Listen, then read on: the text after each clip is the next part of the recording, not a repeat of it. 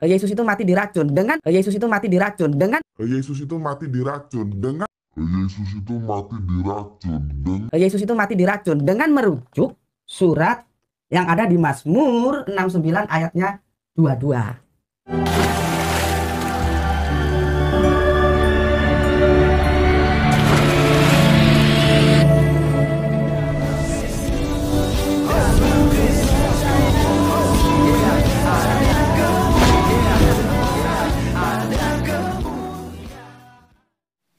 Bismil abi wal ibni wal rohil kudus ilahu wahid. Demi nama Bapa, Putra dan Roh Kudus Allah yang esa. Teman-teman sekalian, pada video kali ini kita akan menanggapi Gus Betik. Di mana teman-teman sekalian, seorang Gus Betik ini teman-teman sekalian, saya melihat bahwa ini sebuah penistaan agama ya. Jika kita merujuk ya pada undang-undang bahwa barang siapa yang dengan sengaja membahas atau menafsirkan kitab suci agama lain, itu suatu hal yang pelanggaran terhadap undang-undang penistaan agama itu. Kalian, apakah kemudian mereka ini bebas? Ya bebas. Yang tidak bebas itu adalah orang Kristen. Tidak boleh baca Al-Quran ya. Tidak boleh kita bernarasi soal Al-Quran. Karena kita bukan agama Islam. Kalau mereka kan lebih Kristen dari orang Kristen. Nah, kali ini kita akan menjawab dia dengan tuduhan yang sangat keji bahwa Yesus mati diracun ya. Ini tentu saja teman-teman sekalian udah memutarbalikkan tentang kejadian bahwa Yesus itu benar-benar disalib, bukan minum racun. Oke ya.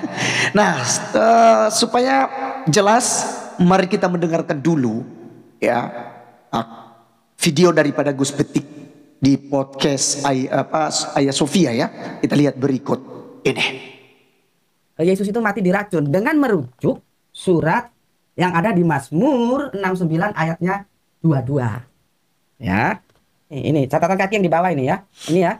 Ini aku cek ya. Ternyata benar di situ. Mazmur 69:22 oleh LAI itu menjadi nubuatan untuk Yesus yang tertulis dalam Matius 27:48. Markus 15:36, Yohanes 19:28 sampai 29. Ya, jadi artinya apa yang dinyatakan ya di dalam kitab Mazmur 69 ayat yang kedua-dua itu sebagai nubuah. Nubuah itu sesuatu yang akan terjadi digenapi di kemudian hari, gitu loh. Ya, dan itu disandarkan kepada baginda Yesus. Oke? Oke, Nilu bisa buka di situ Mazmur 69:22. Ayatnya. Kalau bisa coba Nilu baca. Takutnya gue salah baca gitu. Nilu baca. Biarlah jamuan yang di depan mereka menjadi jerat. Itu 23 sayang. 22. Atasnya. Oh. Mungkin nomornya nggak sama di situ. Oh, iya. Ya? Oke, tidak apa-apa. Bahkan mereka memberi aku makan racun. Dan pada waktu aku haus, mereka memberi aku minum anggur asam. Oke, makan apa? Racun. Racun. Gitu loh. Jadi, ya, kita coba teliti ini ayat ya. Mazmur 69 22. Gini loh ya, untuk TikToker ya yang ada di channel YouTube-nya channel YouTube nanti malam ya. Yang ada di komalnya Gus Betik ya. Gus Betik berpegang kepada Alkitab yang disusun oleh LAI. Ya. Kalau Alkitab yang disusun oleh LAI salah, ya Gus Betik ikut salah. Gitu loh ya. Jadi Gus Betik ngikuti apa yang diputuskan LAI. Nanti kalau mau protes ya protes ke LAI sana. Karena LAI di catatan kakinya ya menggunakan ya Mazmur 69:22 itu sebagai nubuatan Yesus, tertulis di catatan kaki Matius 27:48, Markus 19:36, Yohanes 19:28-29 gitu ya. Oke, nanti kalau salah ya salahkan LAI karena kan mengikuti apa ditulis LAI. Terus apa katanya? Bahkan mereka memberi aku makan racun. Ya. Dan pada waktu aku haus, mereka memberi aku minum anggur asam. Jadi jelas ya. Jelas makan racun. Cuman nanti terjadi kenapa? Gini juga gue curiga. Kan begini. Seandainya itu memang benar-benar nubuatan untuk Yesus, kenapa makan racunnya kemudian kok hilang? Di penggenapan. Ini kan perjanjian lama nih. Di penggenapannya di Matius. Karena Matius 27:48 bunyinya begini. Dan segeralah datang seorang dari mereka, ia mengambil bunga karang, mencelupkannya ke dalam anggur asam, lalu mencucukkannya pada sebatang buluh. Buluh itu bukan bulu ayam, bukan bulu ketek ya. Bulu itu tanaman perdu sejenis bambu gitu ya. Tadi dicelupno ke anggur asam, terus diminumkan gitu loh. Kan ada air yang, karena kan nggak ada gelas gitu loh. Jadi bulu itu dicelupno, gini kan ada airnya toh. Nah, gitu kan loh ya. Jadi ini bukan bulu ya. Bulu dan memberi Yesus minum. Memang di sini narasi makan racunnya jadi hilang. Pertanyaan gue, kenapa bisa hilang? Kalau memang Mazmur 69 22 itu nubuatan untuk Yesus. Oke, teman-teman sekalian, itulah yang kita sudah dengarkan bersama. Dan kalian sudah bisa melihat sendiri dan mendengar sendiri, teman-teman sekalian, bahwa memang Gus Betik ini mengatakan bahwa Yesus Kristus itu mati diracun ya. Jadi Yesus tidak disalibkan ya. Dan sebenarnya kalau kita lihat ini beberapa juga mualaf-mualaf yang menarasikan hal demikian ya. Nah, kita akan bahas satu persatu, teman-teman sekalian, karena yang menjadi pertanyaannya terakhir ketika kita dengarkan adalah, kenapa di dalam penggenapan itu tidak ada racun, ya kan? Dan nanti kita akan bahas juga esensi, ya, daripada meminum anggur asam bercampur empedu ataupun anggur asam yang bercampur dengan mur. Ya, mur ini bisa digunakan sebagai pengawet juga, ya, pengawet. Nah, oleh karena itu teman sekalian, kita bahas satu persatu. Kita lihat dulu Mazmur 69 ayatnya yang ke-22. Dikatakan begini, bahkan mereka memberi aku makan racun, ya kan? Dan pada waktu aku haus, mereka memberi aku minum anggur asam, ya. Nah, ini adalah nubuatan kepada Tuhan Yesus Kristus. Ini pasti. Dan seluruh kekristenan itu percaya bahwa ini adalah nubuatan tentang Tuhan Yesus Kristus. Nah, mari kita melihat teman-teman sekalian, kenapa di dalam beberapa ayat yang kemudian dibawakan oleh Gus Betik itu kita tidak menemukan, ya. Oke, kita lihat tidak menemukan racun maksudnya, ya. Matius 27 ayat 48 misalnya. Dan segeralah datang seorang dari mereka, ia mengambil bunga karang, mencelupkannya ke dalam anggur asam, lalu mencucukkannya pada sebatang buluh dan memberi Yesus minum. Kemudian dalam Markus, teman-teman sekalian, sebentar ya, dalam Markus 15 ayat 36, dan teman-teman sekalian nanti juga bisa melihat dalam Yohanes 19 ayat 28 sampai 29. Nah, kali ini kita langsung menjawab saja tentang racun yang ditanyakan oleh Gus Betik, kenapa tidak ada dalam penggenapan.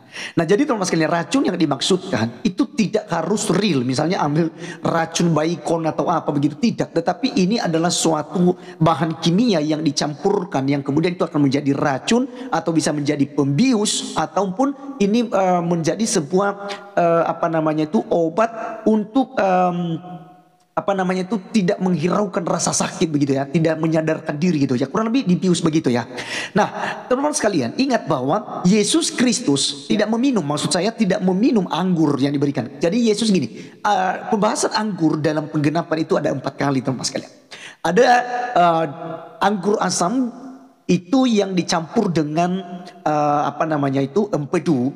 Kemudian ada anggur asam yang dicampur dengan mur. Dan dua-duanya ini itu diberikan kepada Yesus sebelum penyaliban. Artinya ketika Yesus hendak mau disalib begitu, diberikan dulu kepadanya. Ingat, Yesus tidak meminumnya, ya. Tidak meminumnya. Kemudian ada anggur yang diminum oleh Yesus, ya, yaitu sebelum penyaliban, yaitu anggur asam biasa. Lalu setelah penyaliban sudah menjelang matinya, Yesus juga meminum anggur asam. Tapi anggur tidak bercampur apa-apa, tidak dicampur empedu ataupun mur. Mari kita melihat teman-teman sekalian, ya, karena dia melihat bahwa Yesus mati diracun itu atau bercampur empedu, sebenarnya dari racun itu adalah anggur asam yang bercampur dengan empedu ataupun mur, ya, empedu atau mur. Kita lihat Matius 27 ayat 34. Lalu mereka memberi dia minum anggur bercampur empedu. Setelah ia mengecapnya, ia tidak mau meminumnya. Jadi fix, Yesus tidak mati diracun, ya. Begitu. Yesus tidak minum. Kenapa? Karena memang anggur yang dicampur dengan empedu ini adalah sebuah cara pada waktu itu untuk membius orang yang akan disalib supaya tidak merasakan. Ingat bahwa Yesus harus menderita sepenuhnya, bukan berpura-pura menderita, sehingga dia tidak mau meminum hal ini, ya. Sehingga memang genap apa yang dikatakan oleh kitab suci bahwa dia mati untuk menebus dosa umat manusia, menebus manusia, sehingga manusia itu tidak dihukum, ya, melainkan beroleh hidup kekal bagi yang percaya kepadanya. Kemudian kita juga bisa melihat lagi dalam Markus 15 ayat yang ke-23. Dikatakan, lalu mereka memberi anggur bercampur mur kepadanya, tetapi ia menolaknya. Ya, ia menolaknya. Jadi ini berupa racun. Nah, mur ini kan bahan pengawet ya, bisa digunakan sebagai bahan pengawet. Nah, ini ketika hal itu diberikan kepada Yesus, ini bisa jadi mengurangi rasa sakitnya, bahkan mengurangi rasa takutnya ketika nanti disalibkan ya, penderitaan ketika disalib itu ya, mengurangi itu ya. Yesus tidak mau, dia menolak hal itu. Jadi jelas di sini bahwa gugur tuduhan daripada Gus Betik, Yesus tidak minum racun ya. Yesus tidak minum racun. Nah, lalu anggur yang mana yang diminum oleh Yesus pada saat penyaliban? Seperti yang lazim pada orang-orang yang disalib pada waktu itu. Mari kita melihat teman-teman sekalian, ada 2 kali Yesus meminumnya. Yang pertama dalam Lukas 23 ayat 36 ya.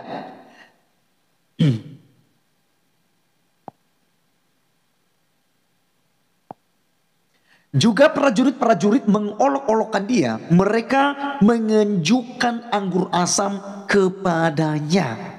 Ya, setelah penyaliban dan menjelang kematian daripada Yesus, juga dia meminum ya. Kita melihat di dalam Yohanes 19 ayat 29 ya. Di situ ada suatu bekas penuh anggur asam. Ingat, di situ ada suatu bekas penuh anggur asam. Jadi tidak dicampur dengan mur ataupun empedu. Maka mereka menyusukan bunga karang yang telah dicelupkan dalam anggur asam pada sebatang hisop, lalu mengunjukkannya ke mulut Yesus. Ya, jadi ini kemudian Matius 27 ayat 48, dan segeralah datang seorang dari mereka, ia mengambil bunga karang, mencelupkannya ke dalam anggur asam, lalu menyusukannya pada sebatang bulu dan memberi Yesus minum. Ya, nah jadi teman-teman sekalian, bahkan Markus 15 ayat 36 juga menjelaskan hal itu. Ya. Jadi anggur yang tidak bercampur apa-apa. Tapi apa yang dimaksudkan oleh Mazmur 69:22 tentang racun, yaitu anggur yang dicampur dengan empedu, adanya dalam Matius 27 ayat 34 tadi. Lalu mereka memberi dia minum anggur bercampur empedu. Setelah ia mengecapnya, ia tidak mau meminumnya. Kemudian dalam Markus 15 ayat yang ke-23, lalu mereka memberi anggur bercampur mur kepadanya, tetapi ia menolaknya. Jadi jelas-jelas nomor sekali di situ ada ya. Nah, jadi begini teman-teman, yang kita mau sampaikan untuk Gus Betik, apapun cara kalian untuk menggugurkan bahwa Yesus disalib atau mati disalib sesuai dengan narasi kitab suci kalian, ya, karena kalau kalian tidak melakukan hal ini, bahkan bisa dikatakan bahwa kitab sucimu itu suatu kebohongan. Ya, narasi kitab sucimu itu suatu hal yang tidak bisa dipercaya. Kenapa demikian? Karena ya jelas Yesus disalib, ya kan? Makanya kami tidak heran ketika kalian mau mengutip-ngutip ayat-ayat Alkitab untuk kalian kemudian mencocomologikan terhadap kitab suci kalian, supaya ya sebenarnya kalau kita mau nyerang-nyerang ya Gus Betik ya bisa saja. Tapi kan kita terbentur dengan undang-undang penistaan agama, Pak. Ya, jadi kalau sepakat kita hapus itu, kita buatkan itu supaya pemerintah hapus itu, dan kita mari sama-sama menguji kebenaran. Ya kan? Kita akan lihat nantinya siapa yang benar, kitab suci mana yang benar. Ya, jadi sekali lagi teman-teman sekalian, Yesus tidak mati diracun, tapi Yesus mati disalib untuk menebus dosa kita, untuk menjadi kurban yang sempurna, untuk menggenapi tuntutan hukum Taurat kita para nabi. Segala perintah dan ketentuan itu dia menggenapi. Makanya dalam Efesus pasal 2 ayat 15 nanti, dengan matinya sebagai manusia di kayu salib, ia telah membatalkan hukum Taurat, segala perintah dan ketentuannya. Oke teman-teman sekalian, demikianlah penjelasan kita. Kiranya kita tetap kuat, tetap berpegang ya pada ajaran Alkitabiah kepada kita. Alkitab menjawab dirinya sendiri, tidak perlu mengutip Al-Quran, tidak perlu mengutip kitab suci agama lain. Terima kasih, Tuhan Yesus memberkati kita. Salam.